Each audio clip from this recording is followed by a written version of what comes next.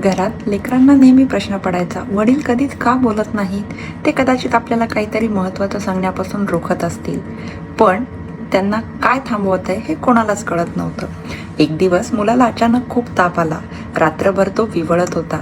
आईला झोप लागली, पण वडिलांनी रात्रभर जागून काढून त्यांनी एकही शब्द बोलला नाही, फक्त कपाळावर थंड पाण्याच्या पट्ट्या ठेवल्या.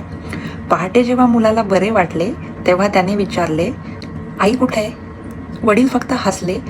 त्यांच्या शांत हातांचा स्पर्श, त्यांच्या काळजीचा तो आवाज नसलेला जप मुलासाठी जगातील सर्वात मोठा आधार होता. त्या दिवशी मुलाला कळले, बोलके प्रेम क्षणिक असते, पण शांत काळजी युगायुगांचे आश्वासन देते.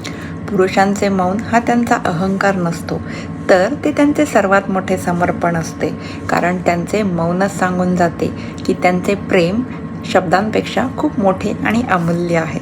पुरुषांचे प्रेम आणि काळजी त्यांच्या शांत कृतीतून अधिक प्रकर्षाने व्यक्त होते. त्यांना बोलण्याची सक्ती करू नका.